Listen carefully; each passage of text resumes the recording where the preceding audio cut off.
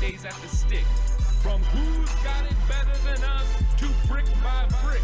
It's always the 49ers way, from off-season to game day. Yeah, we talk back. It's the 49ers Cutback.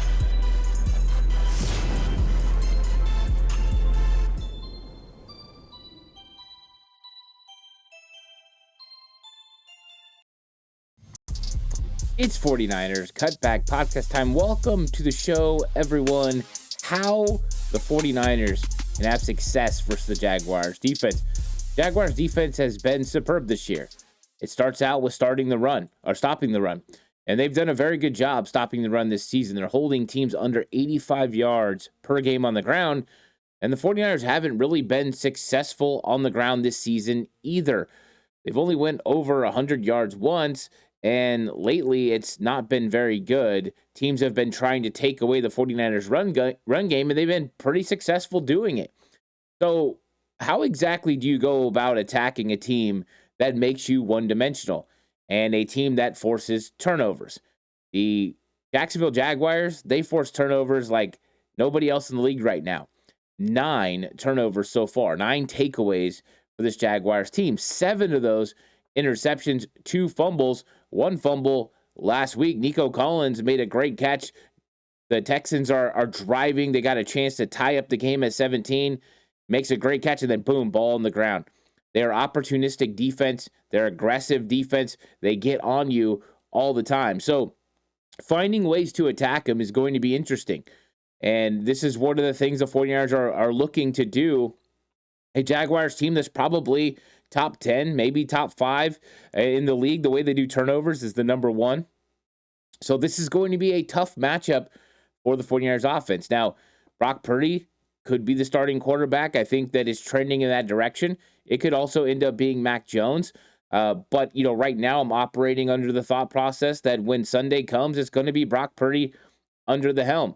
And he's going to be taking snaps, and he's going to be operating this offense. And I think that is a big opportunity for the 49ers, because there are opportunities to not just climb the pocket if you keep your eyes downfield and make some successful throws. Stroud did that last week. But also to extend plays, get outside the pocket and make some things happen. But also just understanding this offense inside and out, the way that Brock Purdy does. He can go through his progressions and go 1 through 4. He's also a guy that understands defense, so he can look at what they're doing and get the 49ers in the right place, because I think that's going to be important as well this week, to look at the defense, the way it's presented, and then go through what plays Kyle Shanahan's given you and get into the right play so you can be successful. So we're going to talk about how the 49ers attack this Jaguars defense and have success in this episode. Please like and subscribe to the channel if you haven't already. If you're listening to audio platform, 49ers Cutback on Believe Network, please give it a 5-star rating if you feel that I deserve it. Of course, this episode is brought to you by FanDuel. So the first thing that I want to talk about is the 49ers run game against the Jacksonville Jaguars front 7. And if you just watch what they did against the Houston Texans, you'll see that not only do they have a good front 7, but a lot of times they like to bring an 8th man into the box. And you have to catch them with that 8th man in the box and make them pay for it in the passing game. But the only way that you can make them consistently stay with an 8-man box is if you're successful running the ball. Houston Texans had proven to be successful this season, so the Jacksonville Jaguars came in with motivation to take it away. With the 49ers, that hasn't been the case. The 49ers haven't been successful on the ground.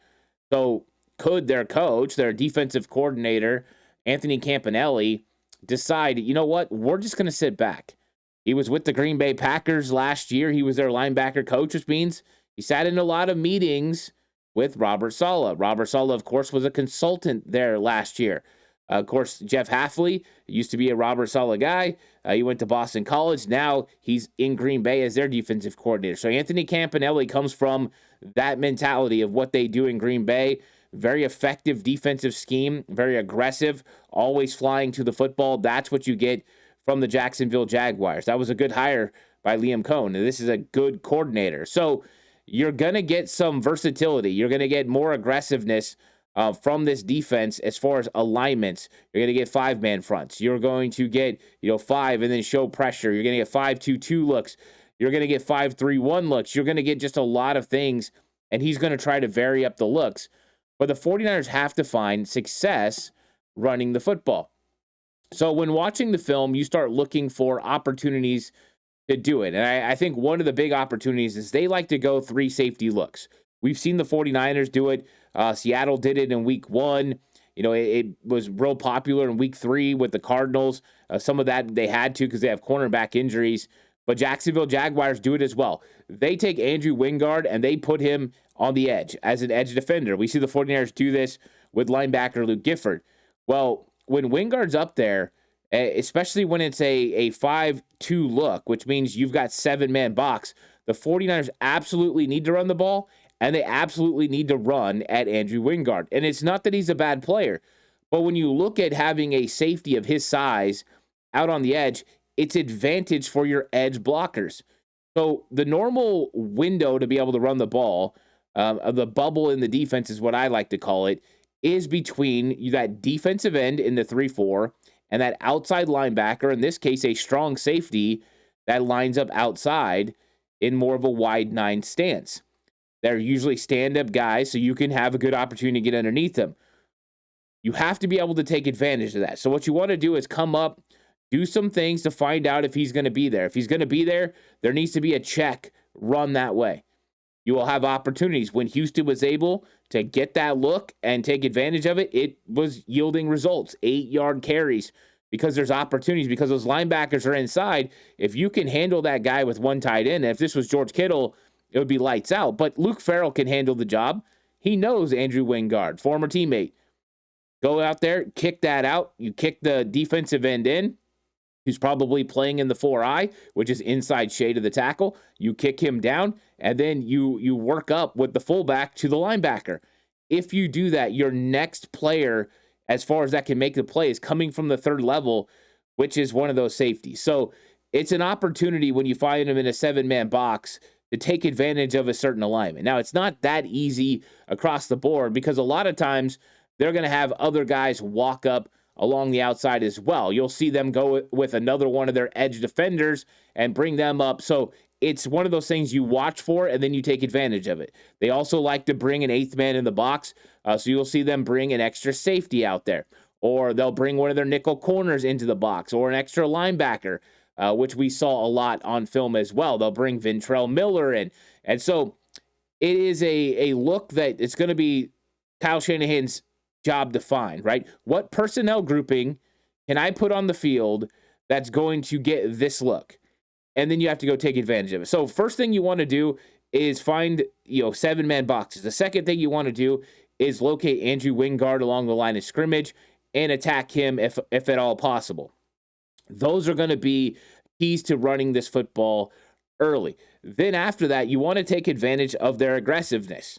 Their linebackers are hyper aggressive and hyper talented. Devin Lloyd, Olukin, I'm trying to get that name right. They are very good linebackers, hyper athletic, speed. They can both tackle, tough matchups in the run game. But 49ers offensive line, maybe the 49ers can take advantage of them being too aggressive. Let them over pursue and then run behind it, which we've seen the 49ers take advantage of in second halves of football games. And I think if they can kind of mix that in the first half, to take advantage of their over aggressiveness, the defensive line's aggressiveness, they'll have an opportunity. Now, one of the problems with running the ball against this Jaguars defense is the interior defensive line. Eric Armstead and Devon Hamilton are absolutely stout against the run. Getting movement there is not the easiest thing. I think that there could be some opportunities for some traps, some things like that, some wham blocks, take advantage of their aggressiveness and use it against them. But it's going to take a complete effort. So a lot of gap scheme. You're going to mix that in this week. You're going to mix in some of the traps. I think you also could go with a traditional ISO look when you're running at Wingard. I think that would be beneficial. And we've seen the 49ers do that in the past. That means you're isolating the linebacker one-on-one with Kyle Juszczyk in this matchup and trying to take advantage of it. And that leads into the next part of how you have success versus Jaguars defense is first and second down success. And it's not exclusive to just the running game. The running game, you have to have success. You can't just run the ball to run the ball. It has to yield positive rewards, because if you get to third down and you weren't running the ball successful and all of a sudden it's 3rd and 6 or 3rd and 7, this Jacksonville Jaguars defense is going to get after you. When you just look at the amount of talent that they have on the outside, Josh Hines Allen, Travon Walker, Emmanuel Agba, these dudes are really good studs on the outside. And that's not even including the interior pass rush you're going to get from Eric Armstead, who we all know the blueprint, he can still get after it. So they've got a lot of talent there. So first and second down success is going to be pivotal. You want this to be 3rd and 3 and lower, so you have the option. We can run the ball, we can pass the ball. But what that does too is, even if they want to bring a blitz, because they are, one of those teams that's pretty aggressive, they like to simulate pressure in those situations on third down, it gives you an opportunity for Brock Purdy to still get rid of the ball quickly. You have one of the best check down options in the NFL with Christian McCaffrey. So if you can kind of get things going and get it to like 3rd and 2, 3rd and 3, those are going to be convertible situations for the 49ers. 3rd and 6, 3rd and 7, more difficult. 3rd and 9 plus. That's going to put a lot of pressure on your offensive tackles and your interior offensive guards, who have struggled with an Eric Armstead type guy in Calais Campbell. So this is a matchup league, and it's also an issue of just staying ahead of the sticks and staying with positive momentum on your drives, yield good situations, and those good situations lead to good outcomes. So that's going to be one of the keys, is first and second down success. And if they're giving you an 8-man box, don't beat your head against the wall and try to run the ball consistently unless they give you numbers on one side or the other. So I've talked about this before. An 8-man box doesn't mean you can't run the football consistently. An 8-man box just means you have to find the advantage somewhere. Sometimes when they go 8, they'll stack more guys on your strong side than normal, and you can run weak or one side or the other. So you can count numbers that way as well. And so if you got an 8-man box, if it's 4 and 4, maybe you've got more guys on one side you feel like you could take advantage of. Or sometimes it'll be 5 and 3. Take advantage of the numbers on that side. So this is going to be a interesting one, and that's why I talked about the significance of Brock Purdy knowing this offense inside and out, is being able to kind of figure those things out. You want to run at wing guard, that's a mandatory. You also got to be able to run the ball sometimes when they're in an 8-man box. But then when they're in an 8-man box, it means they got a single high safety, means opportunities to win in the passing game. And that's when Ricky Pearsall, Demarcus Robinson, Kendrick Bourne, Marquez Valdez-Scantling need to win, and you need to be able to take shots down the field. Make them pay for putting 8 guys in the box. When that happens, they'll bring that guy out. They'll go back to their 2-high safety look, and that will afford you opportunities in the passing game. In the running game even more. And then you can start really rolling with Christian McCaffrey, because another key to having success against the Jaguars defense is winning time of possession. The 49ers in the first 2 weeks won the time of possession. Against Seattle, it was a big win in time of possession. Against the New Orleans Saints, it was very small win in time of possession. Against the Arizona Cardinals, they lost the time of possession. But it's going to be key in this game, because you got to wear down the Jacksonville Jaguars defense a little bit so you can continue to have success as this game goes. But also, when it comes to the 49ers defense, you want to keep the defense off the field and keep them fresh. So that way, when it gets to crunch time, your edge defenders, your guys like Bryce Huff, Mikael Williams, Sam Okawanu, those guys are a little bit fresher and able to get after the quarterback, get after Trevor Lawrence, and kind of close things down. So good offense and ball control leads to successful defense, because there's less snaps and less time that those guys have to be on the field, which keeps them fresh and ready to roll. So that kind of leads into it, but it starts with running the ball against 7-man fronts, being successful when it comes to first and second down, and having third downs that are convertible. 49ers in the first 2 games, really good on third down, over 50% conversion rate. Against the Arizona Cardinals, 2 of 10. That is not a successful way to play offense. So it's got to be a lot better. And Jacksonville, their defense gives you opportunities around 40 to 41% of the time they will allow you to convert. So you have some chances there if you're the 49ers offense, but you have to make sure you take advantage of it. And that will lead to you winning the offensive time of possession, which is going to be a huge factor in this game. Now, if you're going to bet with FanDuel. Right now, the money line on this game, 49ers at minus 172, Jacksonville at plus 144. The spread is 3.5. 49ers are the favored team at minus 3.5. Jacksonville at plus 3.5. And of course, the over-under is 46.5. Right now, the San Francisco 49ers have 2 wins against the spread this season. One of the 49ers' 3 games this season has gone over the point total when it comes to over-under. And the Jaguars have 2 wins against the spread this year. So it's an interesting one. If you want to bet, you want to get into that, check out FanDuel. But let's get right back to it because I want to talk more about these matchups. And the 49ers, they've got a lot of things that need to go their way. But part of what we talked about as far as getting things going on first down, as far as getting the run game going, as far as winning the time of possession, it all leads to one thing they got to do in this game that's going to be difficult, and that is pass blocking against the Jags. And there's one matchup that I really want to talk about in this, but I'm going to start on the outside first because traditional pass sets for the 49ers, they have one guy that's really good in traditional pass sets, and they used to have 2, but Dominic Puni has been dealing with an injury, so he hasn't been as good in traditional pass sets as he was last year. At some point, hopefully he'll regain, his health and he'll be back to normal. And then you'll have 2 guys. But Trent Williams is the only one that's really good in traditional pass sets.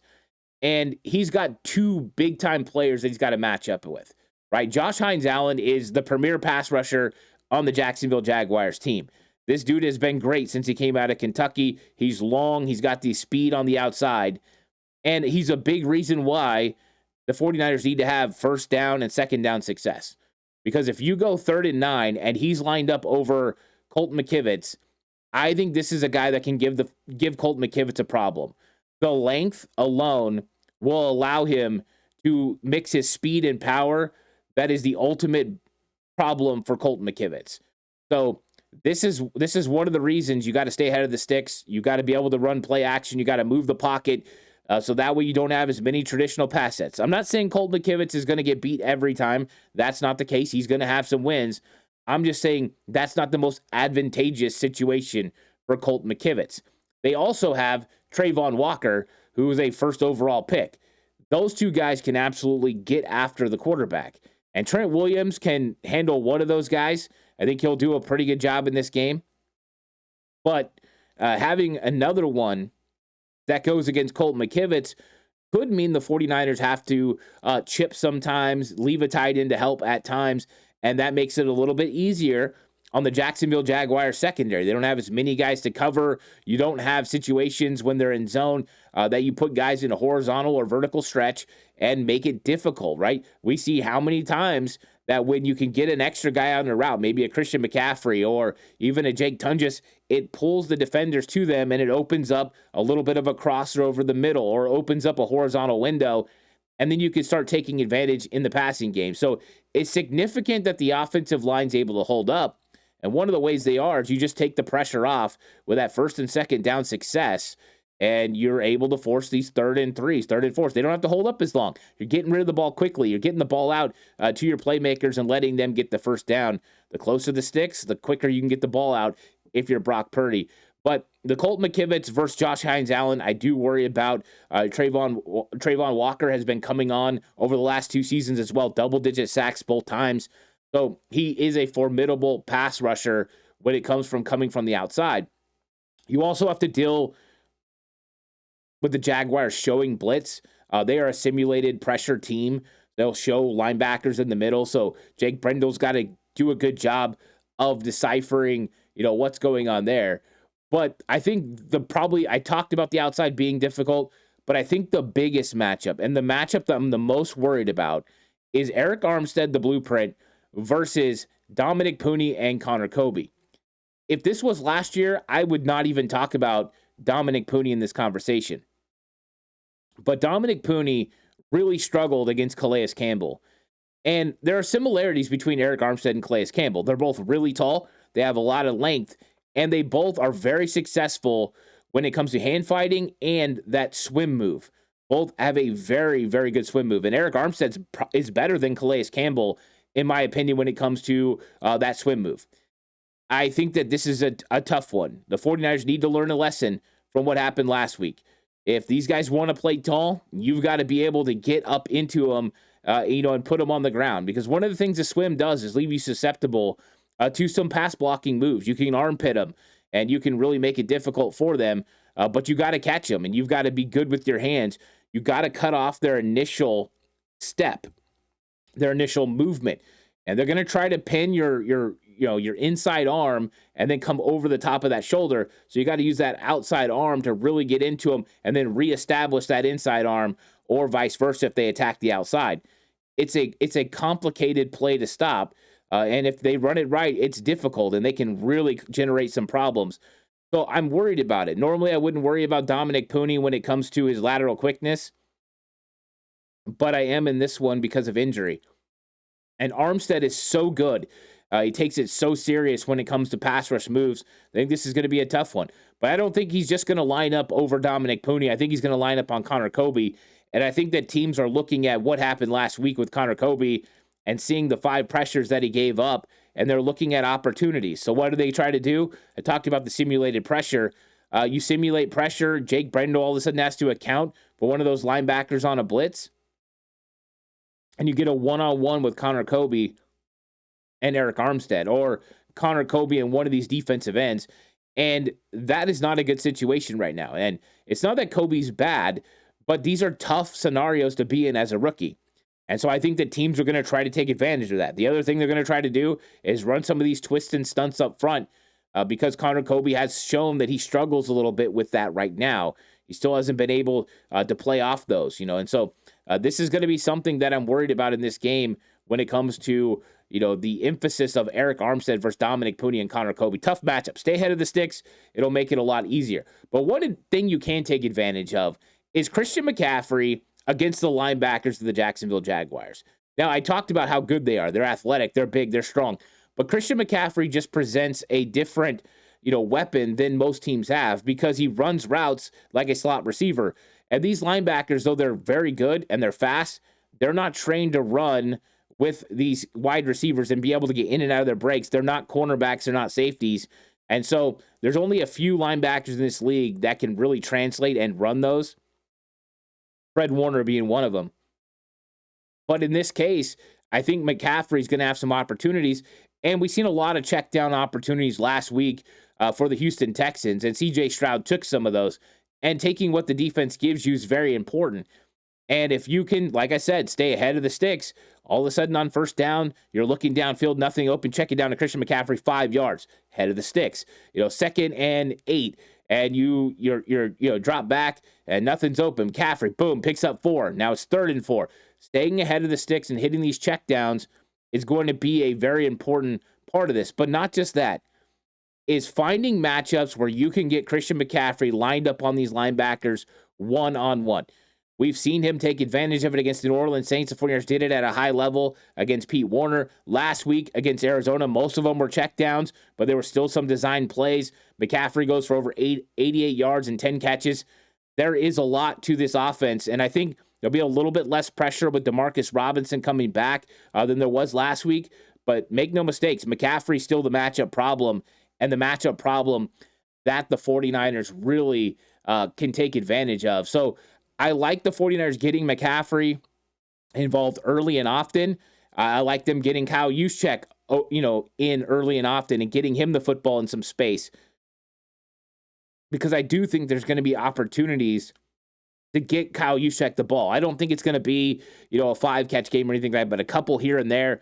I think that he can be significant because of their aggressive style. Sometimes they like to jump in their zone onto receivers early, right? They really want to minimize space. There's a lot of teams that will give you a little bit of space and then make the throw be very accurate. That's what the 49ers do. The Jacksonville Jaguars don't do that. As soon as you get into their zone, they eliminate space and they get right onto you. And if you have to get rid of the football quickly, which a lot of times you do because of their pass rush, they're right there and they can make plays on the football. But it also means if the offensive line gives the quarterback time, it also gives the wide receiver a chance to get uncovered where he can find the football. So it's a give and take. I like their defensive style. I like the aggressiveness. I like their talent. I think they're good, but there are ways to attack them and be able to overcome. And one of those is Christian McCaffrey on those two linebackers.